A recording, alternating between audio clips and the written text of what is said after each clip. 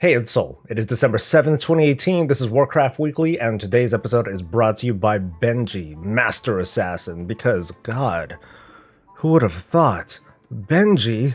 Baba's in Dazar'alor, but in the future, aka the PTR. In just a couple days, we engineers on Live Realms are going to see him standing by the scrapper forever, so say hi, buddy. Hey, that's not me. Then how are you answering? Genius. There's not a lot of news going on, it's just a lot of previews. Oh, official previews of new stuff that's coming in patch 8.1, Tides of Vengeance, yada yada yada yada yada. The previews got the typical kind of response that you would expect to get, at least this day and age. Oh, you know, a couple people are excited about it and are looking forward to these new features and things that are coming. Other folks, not so much. Just yesterday, Blizzard finally put out their own version of the 8.1 survival guide, which I think is like a month too late. Get on my level. And it was met with a considerably brutal response. Even now, there's still Twitter conversations going on about the repercussions of this particular video and comparisons to previous survival guides or other kinds of videos that have been put out that have been, you know, just doggedly and just doo-dooed on all over by the community. I did notice a couple things, like for one, I'm pretty sure it's Jeremy Fiesel that voices all of these survival guides, but his voice, it was a little bit lower, wasn't it? The biggest thing that I noticed, and I know that some of you will want to put in, no, there was no content, haha, I'm so smart. But the biggest thing I noticed is that this survival guide was short, like really, really short. In fact, it's even shorter than the Warlords of Draenor 6.1 survival guide, which covered, you know, the selfie cam, that thing. Here's some interesting comparisons though. Now the 6.1 guide is a little bit longer than the 8.1, even though the 8.1, I'm at least going to argue, has a lot more stuff to do and there's a lot more to look forward to in this upcoming patch. But when comparing the views and the upvote downvote ratio of these things, you're going to see that while that 6.1, that has a lot more views on it, but considerably fewer downvotes than the 8.1. So what does that tell us? I'm going to get into that a little bit later, but first I want to, well, you know what? I think that their version of the survival guide just blew. And so I'm going to throw myself out there and I'm going to help out a little bit. I'm going to give you folks a little, just a couple more tidbits that might not have been mentioned. I might have mentioned it here on one of these shows, but it's definitely not on the survival guide. So, well, let me just point out a couple things, okay? And I'm not here to try to change your opinion, okay? I'm just trying to share my own and provide a little bit of info amid some distractions here and there. Leveling requirements are going to go way down for all the non-BFA expansions. And I said this numerous times already. I know that this is more or less a non-BFA related thing, but I think that this is something that players have been complaining about for a while, so it's like, dude, why not just bring that up? It's relevant. Engineers are going to get a lot more love than you might have first realized. They're going to get an item called the Unstable Temporal Time Shifter.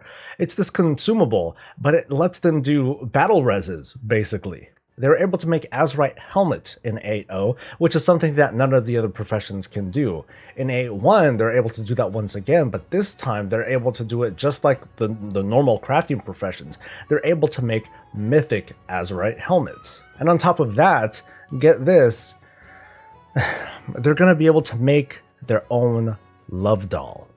Yeah, it's so bad that I'm not even going to make any sort of sarcastic inflection that indicates that I'm clearly kidding. I'm just going to see if you react. It's crazy. Cool. Do you have a crap ton of Sanguine? If you do, you're going to be able to dump it in this patch. 8.1 is going to bring in a couple of new food bits, including this really gross thing called a Sanguine Aid Feast. Not only does it use Sanguine, allowing you to finally get rid of that stuff if you didn't have anything else to spend it on, but it also uses meat, non-fish materials in order to craft. So I would argue that depending on your market and your realm prices, that this is going to be much cheaper to make. You can buy the rank 1 of this recipe right away, and you need to be exalted with the Tortollan to get rank 2. But as for rank 3, that's going to come from Paragon, you know, the Tortollan Paragon rewards. So good luck. Moving right along, classes that used fist weapons are going to be able to transmog those into non-fist weapons. And you're able to transmog these non-fist weapons into fist weapons if you can use them.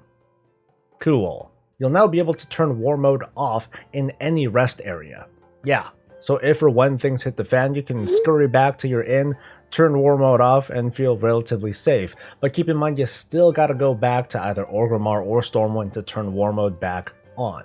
They talked a teeny little bit about island expeditions, but I wanted to also add something that I mentioned earlier this week, that now you won't need to necessarily target mobs during an expedition, you just need to complete it, and from that you'll get a chance to get some allotment of loot based on the island that you completed.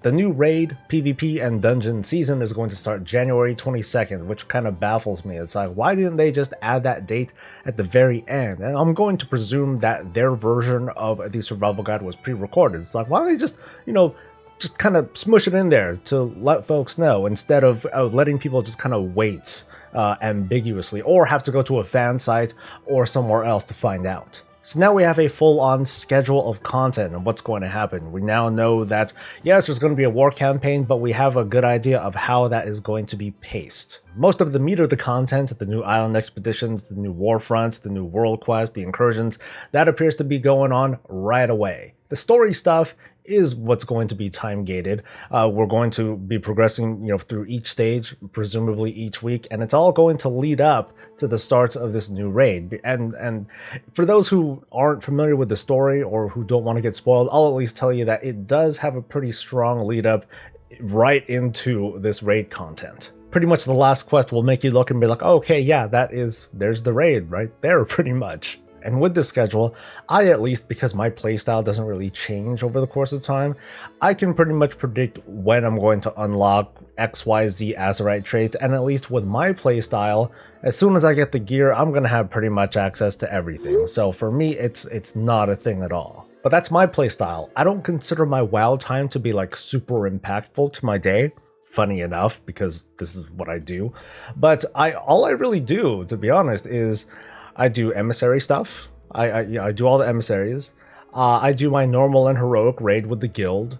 I do like 1 or 2 warfronts whenever they're available, and I happen to do those warfront quests that I can only do once per session anyway. And I do the boat missions whenever I remember. So I don't think I'm necessarily grinding. I'm just taking my normal activities and putting a little bit more focus on the things that get me that artifact power, but I'm not exactly being like, oh, I've got to get this, I got to get to this next level or else. It's just my normal play, and as a heroic raider, I will get access to everything that I need by the time I get it. In fact, I'll put up what I hope is to be an easy enough chart to read that'll help you understand. Basically, once Season 2 starts, if you want to get access to the good traits, like those first two rings, you only need to get a level of 33. And regardless of your playstyle, you'll be able to get access to everything. But the chart will tell you, based on the kind of gear that you'll typically get, that's the Azerite level that you need. The other milestone that you'll want to hit, and I'll put that up there too, is to get 4 of the 5 Azerite trait things. No one cares about the thing in the middle, right?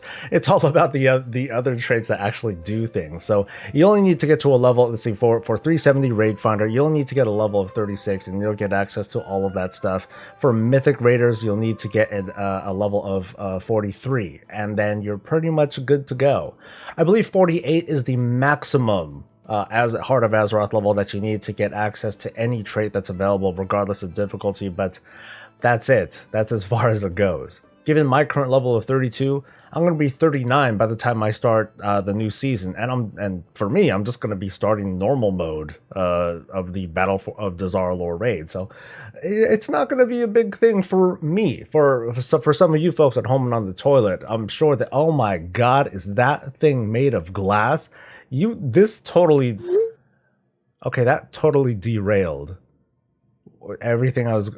Ew, dude, if you flush it, that's literally a show. Azerite gear, it's not that bad. I'll stop there. All right, so I'm gonna free talk the rest of this. That's how light this weekly is going to be. Not a lot of news. That's kind of how it goes. What's up? Yo. So, I guess to sum things up, I'm still looking forward to the patch. I mean, I'm not like, oh my god, let's hype up, woo woo. It's not like that. Okay. But I'm still looking forward to the changes that are going on, looking forward to the quality of life improvements that are coming. Hopefully the improvements to island expeditions, they help. But kind of looking back, it is pretty clear to me, at least from my observations, that Blizzard just kind of screwed up the initial launch of the expansion.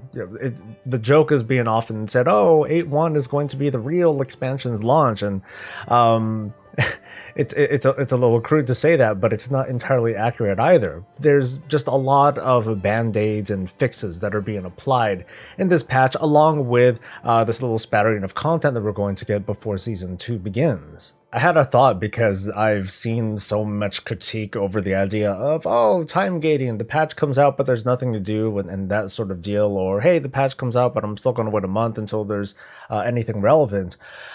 So it appears that Blizzard has failed, or we have failed, to understand the difference between what happens when the patch comes out versus this new idea of the season, how everything is being tied together to this season as opposed to the patch.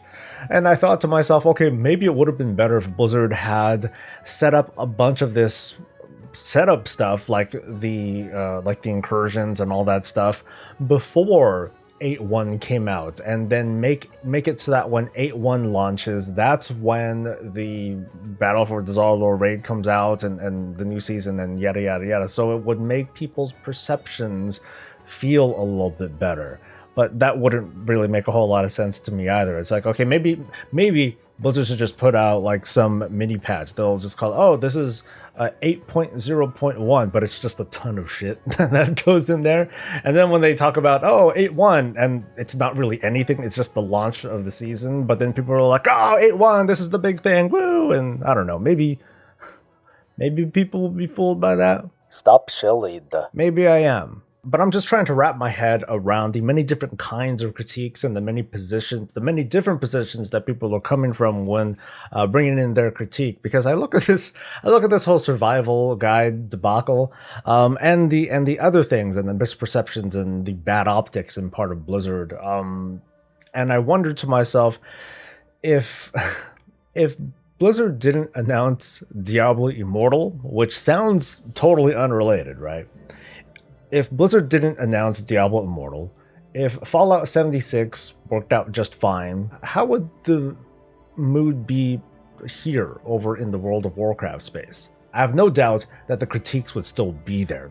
There are legitimate criticisms and things to complain about in the game. I've made them myself. But this sort of culture of outrage, or outrage culture, I thought I made that up, but oh well. But this whole idea, it seems to be almost getting out of hand. It's threatening to compromise the ability for your typical gamer fan person to speak with their developer. I'd like to believe that there comes a point where trying to give feedback and trying to do that, where we run out of patience, where the conversation ends. And from there, we're provided with one of two choices, or at least I see one of two choices. One is to rage out, rise up, and all that, and hop in with the brigade and go and do whatever it is that they do to try to get attention. And then the other thing would be to just move on to something else. You know, be pretty upset that the game that you otherwise enjoyed playing for so many years has turned out to be something that you no longer enjoy playing, but you just move on, and like that's it. It appears that that crowd of gamers is finding more fun in the idea of mass downvotes and, you know, just bringing up all these bits of unconstructive criticism, as opposed to just trying to find other things that are fun that might just mean them leaving the game, or leaving whatever game. For example, with me, island expeditions, I don't see a whole lot of use for them. I've given my feedback and critique, and at the same time, I've pretty much stopped doing them. But with 8.1, and from what I'm hearing about these different improvements and the way the loot's going to be structured, I'm at least going to jump in and try it out and see if the experience has improved any. Because I would rather be wrong and end up having a good time than to be right. Does that make sense? So I feel awkward even attempting to be a voice of reason for obvious reasons. But I just want to hope that we all can be better to each other. We're all video game players or commentators or developers, and I'd hate to see our community cannibalize itself over this whole outrage culture that seems to be threatening it. Anyway, let's bring things back to a bit of a brighter note before we wrap up for this week. Okay, maybe not so much. So the 3 people that I chose to get to receive a Womper pet, none of them answered when I tried to message them. So over the course of this weekend, I'm gonna go back and try to identify 3 more people that want to win a Womper pet. So keep an eye on your direct message things over on YouTube for that. The 3 original folks, I'm sorry, I'm gonna have to move on and try to find some other people. On top of that, like I said last week, and get this, I'm also going to give away, well, it's not very well pictured because I still have some stuff in here. This. I'm going to give away my BlizzCon goodie bag. I didn't even take it out of this bag yet. They gave it to me, they gave me the bag, I was like, hey, thanks a lot, buddy. And I haven't really messed with it since. That is the second time I've touched that in like 3 weeks. So I'm going to be giving this away in a contest that's going to last, I don't know, the next couple of weeks or so. I haven't fully decided, but it's going to be available to anybody. So international folks, yeah, this thing might be coming your way. The rules for this contest should be pretty simple. 1 is to be a current subscriber, and 2 is to give me feedback in a comment below. So when I'm talking feedback, I'm talking about, actual meaningful suggestions or words of support or criticism over things that you like or don't like about the channel, whether it is like the weeklies or the coverage that I have about videos, or hey, you want subtitles, or you want more of my face, less of my face. Like, how are the streams doing? Is the schedule at a good time? Should I be badgering people left and right whenever I am streaming? What should I talk about more or less? Should I get more into this voice audio drama stuff?